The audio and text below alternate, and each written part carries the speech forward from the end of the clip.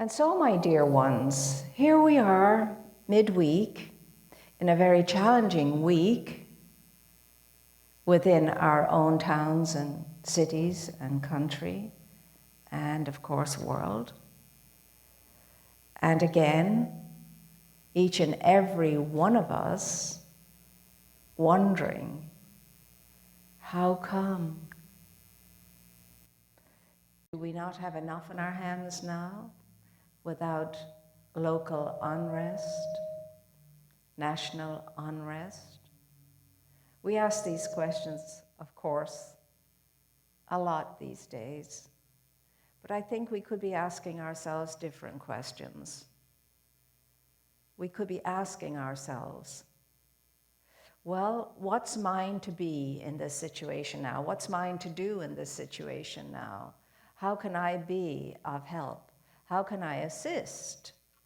How can I somehow or another assuage all the pain and all the hurt and all the anger and all the sense of violence that's taking place and going on? How can I do anything about that? Am I supposed to lock myself away and, just hope it all goes away? And of course, that won't do that. Locking myself away and not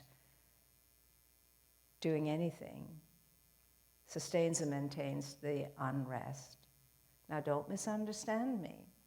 When I say lock myself away, I mean lock myself away in worry, in fear, in doubt, in troubled feelings, in that sense of helplessness and hopelessness. That's the kind of locking away I'm talking about.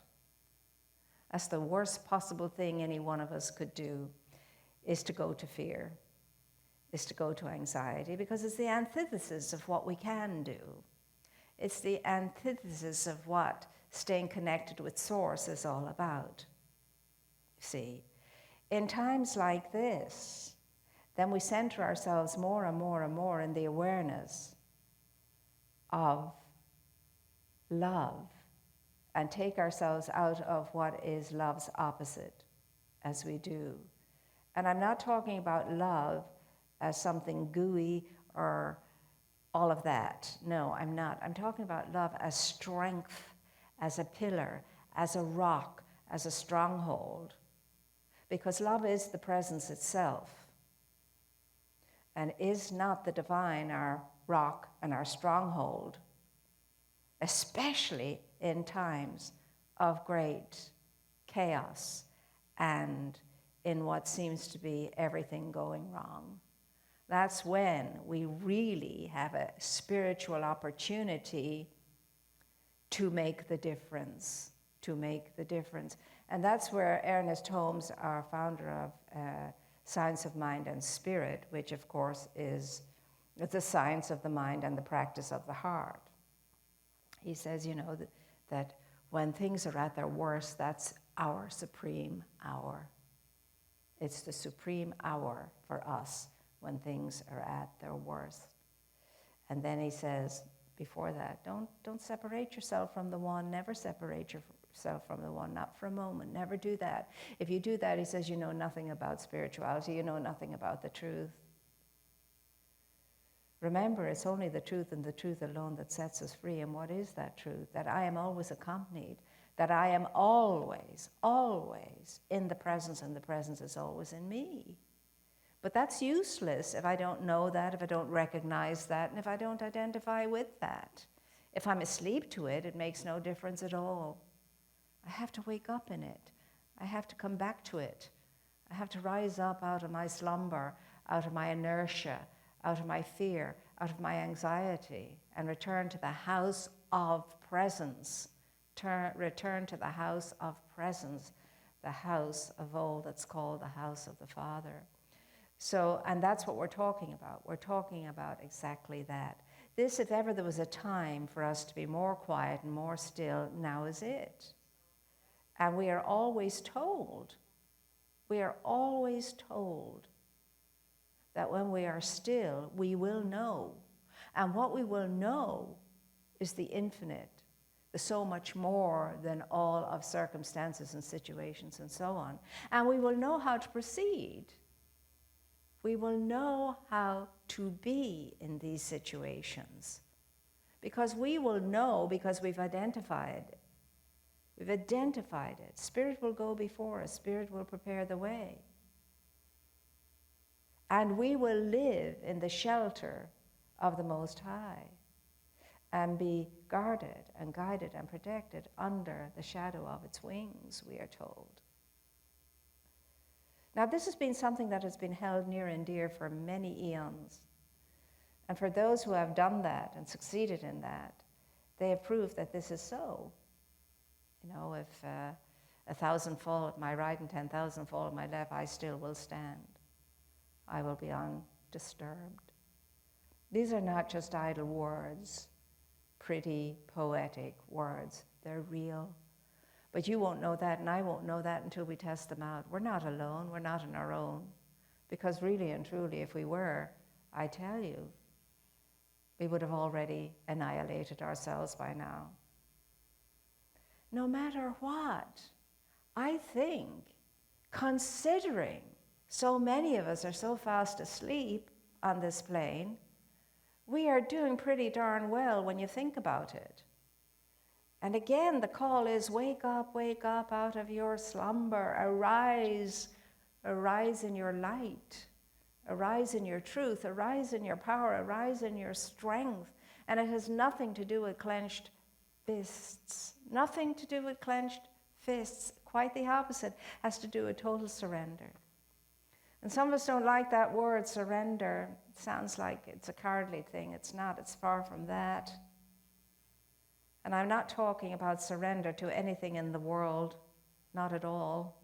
I'm talking about being totally surrendered to the beauty and the grace and the love of the divine, and stop putting up resistance to it. Bring down the walls that divide us from our divine essence. It's time we realized that we are really more than our humanity. We truly, truly are. And you can witness that in people who have realized it. That solid few that are out there in the world doing great good that nobody ever bothers to recognize because it's not sensational enough. It doesn't make sensational news, and for some reason, humankind are addicted to sensational news, the majority that is. And if we weren't, we wouldn't be getting it from the media. The media is only interested in what people will view. That's all. So you see, my dear ones, there are some of us listening in, there are some of us maybe even in this room, there are some of us, the few of us that there are seeing an opportunity now to be more than we've ever been, to be much more than we've ever been. We see the opportunity to be a better self, a much better self. And for some of us, that will be easy, sad to say. And that's what's going to get us through all of this. I'm seeing it already. There is great, amazing good happening as a result of our challenge, as a result of our extremity at the moment. Great good, and more good is going to come out of it. But I'll say this much. We daresn't be thinking, to go back to the good old days when things were normal. They weren't normal, not for the majority of people on the planet. Yeah, for some of us, but not the majority. We have to go back to a better way of being. We have to go back into a better world. We have to go back fortified, energized, strengthened to produce this world of serenity that it was meant to be. However that looks and wherever that takes. It only takes 51% of us to have that kind of oomph so that we can create a whole beautiful new experience of life on planet Earth. And we can take care of Mother Earth in a much better way as a result of this awakening. Because I see this whole situation as a big awakening, an opportunity to awaken. That's what it is. Because the human extremity is God's opportunity. But that God's opportunity only happens in and through and by means of you and in and through and by means of me. We have to step up to the plate because we can. This is happening now because we're ready to do that. We are ready to be better selves. We are ready to be the more of ourselves. We are so ready for the new and the different and the wonderful and the awesome and that amazing sense and sensibility that we can do so much together as one. Being in this together is not enough. We must be in this together as one whole unit, as one whole teeming life force that wants to renew and recover and reinstate divine order in everything through goodness and kindness and compassion and wisdom and knowledge and understanding of each other. This is the era, the genre, when life is screaming, get out of the me's into the we's and understand there's no them and us, there's we as one, moving together to create all kinds of great and wonderful good things. Because we can. And here's the kicker. It's so much easier to create good things than it is to create destructive things. Believe it or not. Believe it or not. But having said that, the side to that is our human consciousness, our egoic mind is far more influenced by our negativity than it is by our affirmations if our negativity is the 51% and up. Because you may say to yourself some wonderful affirmation, I am the whole life of spirit in expression, and your ego is saying, yeah, sure you are. Look at your life. It's broken down, it's in bits, and you're telling yourself you're the whole life of spirit. Yeah, we're all laughing. See? And that is what has the power. The negative energy will get your attention. The negative energy will get your focus until you outdo it by filling yourself up with affirmative, positive energy until you hit that 51% of the time. And only you can find a way to do that. Nobody can show you how, nobody can tell you. But you have to want it, desire it, with a passion. You have to truly stand up and say, enough already, I've had enough of this, half life or whatever it is that's troubling us all. And together as one is the only way we can work all of this out. It's the only way that we can bring peace to our world.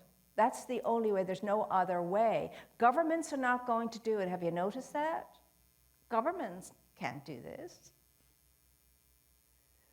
Any one group can't do this because it happens one individual at a time, one converted mind, one converted heart at a time. That's how it happens. That's how it happens. One individual responding to an impulse within itself to know itself in truth as more, as better, as able, as willing, as productive, as a very necessary breath of life in the whole breath of the cosmos. And each and every... George Washington said that God never made an insignificant person. Would you believe that?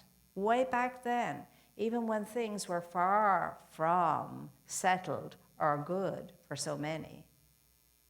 Yet there was something in these people that could tell the truth even if they couldn't live it at that moment themselves fully.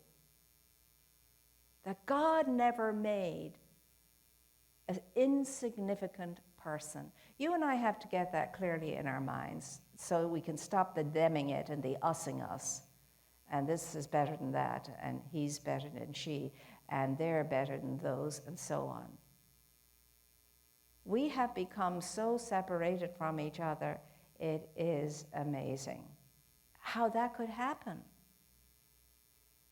How that could happen in a world, in a land where there's so much opportunity to grow, where there is so much opportunity to become the better of ourselves and give way to the better of ourselves and not the worst of ourselves.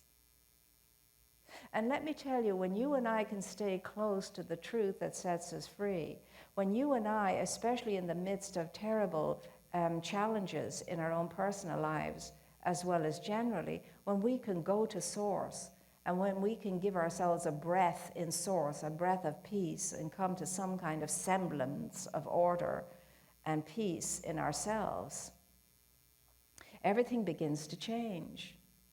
I change when that happens, and so does the world, because I'm not separate from the world. So does all of life, because I am not separate from all of life. I'm very much a part and a breath in all of life.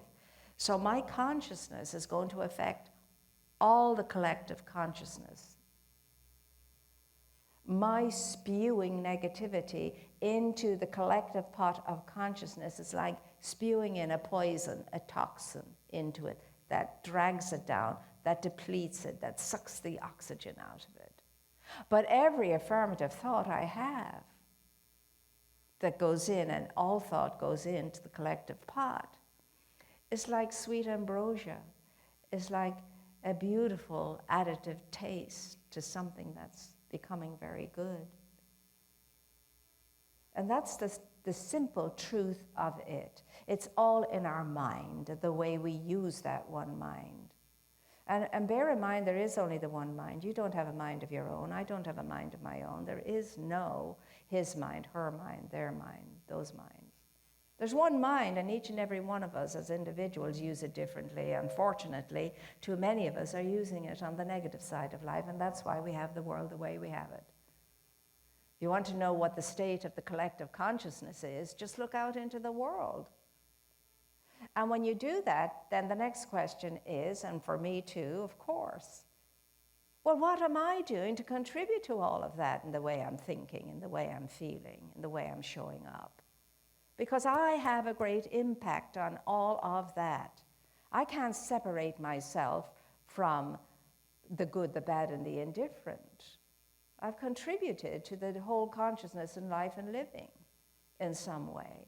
So every time I have an angry thought myself, every time I have a disgruntled thought myself, every time I make a negative judgment, I am affecting all of life. All of life is being infected by my infectious negativity. Now that's a harsh responsibility to wake up to. So I would say, if each and every one of us would mind our own business, the business of growth and expansion and development, the whole world would grow and expand and develop if I mind my own business. It grieves me. It squishes the heart of me when I hear all these liberal judgments. I mean liberal in the sense that we're very generous in the way we judge others, in the way we make statements as though we know what we're talking about, when we really are talking rubbish from ignorance. Does anybody ever understand what it is to walk in somebody else's moccasins, as the coin was phrased in the beginning? No.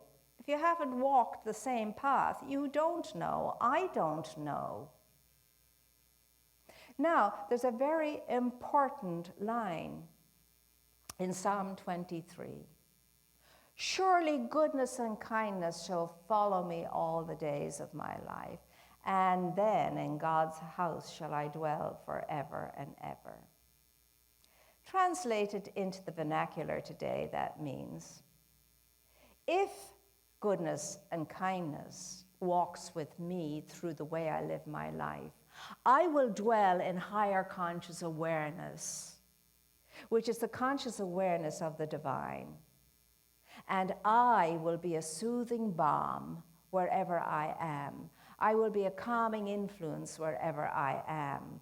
I will be a healing presence wherever I am if I can walk my walk on the path of my life in goodness and kindness, and in that higher state of awareness that understands what it is to appreciate a collective consciousness and my involvement in it, to appreciate and to be enough awake to know that everything I am affects everything that is in all of creation.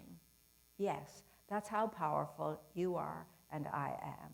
We affect or infect every single thing, depending upon how we're thinking and how we're feeling.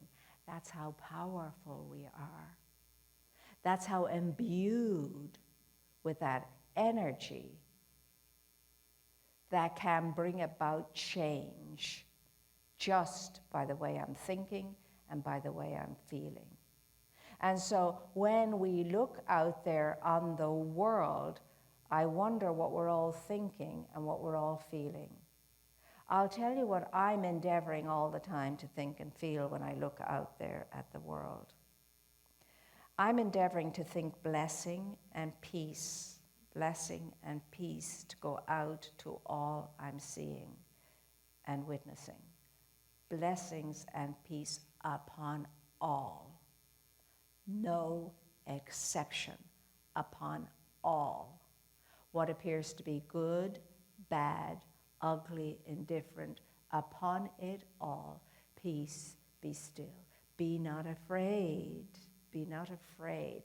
If I can feel the power of the words of the Christ conscious awareness, be not afraid, for I go before you always.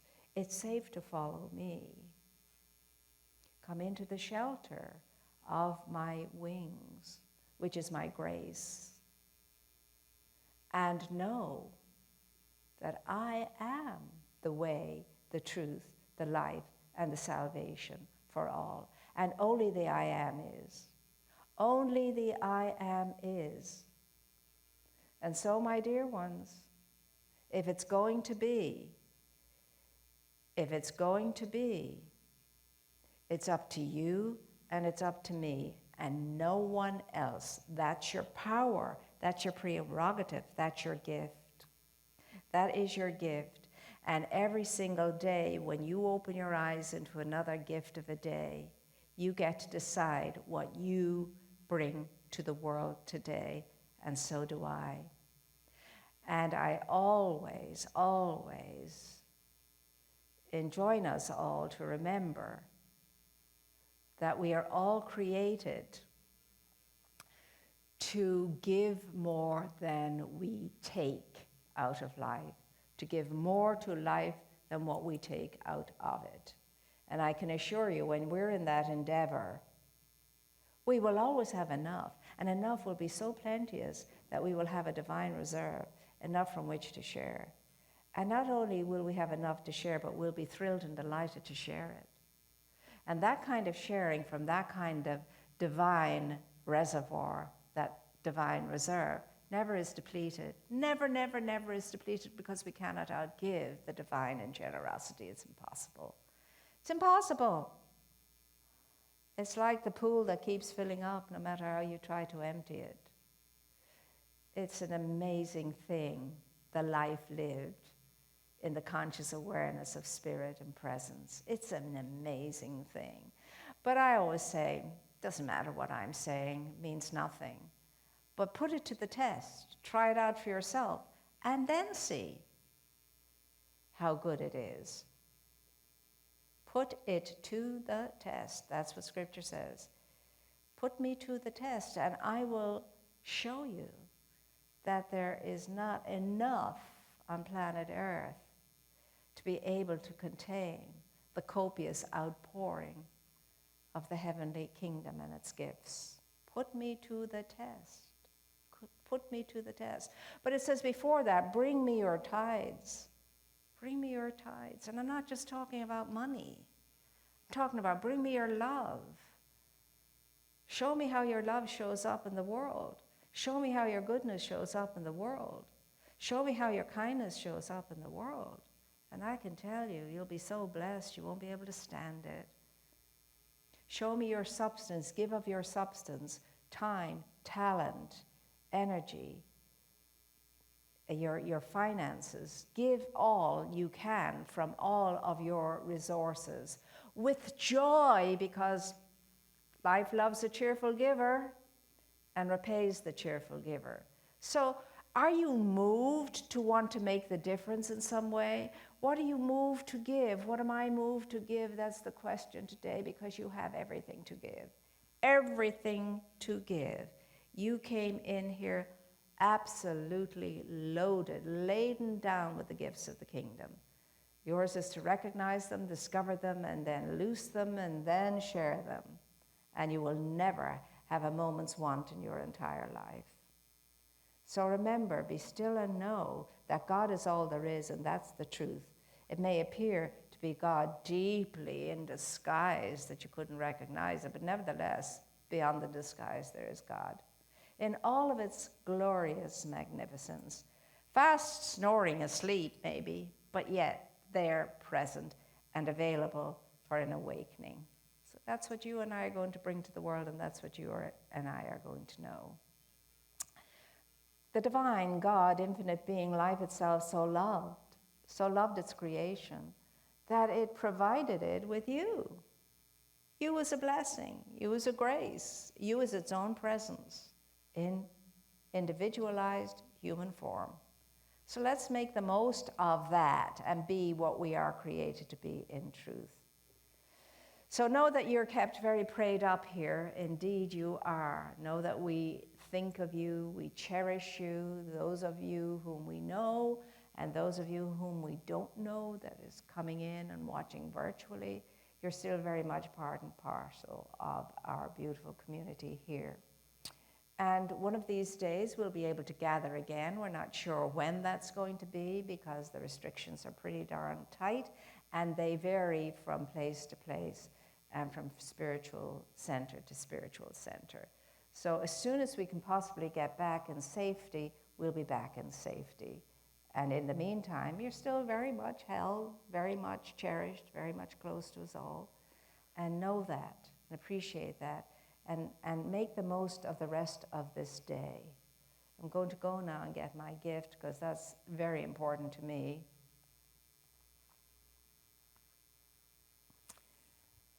And for those of you who are moved to give in this way, we deeply and truly are so grateful, because that's the only revenue we have at the moment as we can see it, but we're open to all kinds of avenues. And we're so, so appreciative to each and every one of you for your financial support. Truly we are. Know that nothing is unnoticed and everything is blessed as it comes in. And the blessing is that it returns to you pressed down and spilling over. So we take our gift between our blessing hands and we say, divine love consecrates my gift. It goes forth to heal, to bless, and to prosper all who give and all who receive. I rejoice in the sharing of my good, and I release this gift in love, knowing it goes forth to do good and only good. So my dear ones, it's been a joy for me to be in your presence. It truly is. And I'm looking forward to our next time together. And please do tune in. We have several ways for you to be in contact with us all. And again, I'll say to those who are a bit hesitant about, Zoom calls, just call in. We'll help you to be able to do that with grace and ease. And it's a lovely way to see each other's faces and so on. And it gives you a great sense of togetherness. And remember, as we go forth out into the world together as one, not anybody left out of the oneness, but as one, it's the only way this is going to happen more quickly. And it can happen more quickly if we understand that oneness, that unity and harmony, and the understanding that I am everything and everyone, and everything and everyone is me. So when I'm shaking my finger at anything or anyone, I'm shaking it at myself as well, because I'm part of it all, and so are you, like it or not. lump it or not. That's the truth. That is the truth that sets us free. And as it is written, you know, let anybody who has never ever made a mistake be the one to cast the first stone. Is there anyone amongst us who has never made a mistake? I don't think so, because this planet is a school and we learn by making mistakes. So go into your day now, fortified, feeling blessed, feeling ready, feeling privileged and given to, and know that you don't go alone. Spirit's going to go with you and before you and prepare the way for good and only good. See you next time. Be sure to tune in. Thank you for joining us.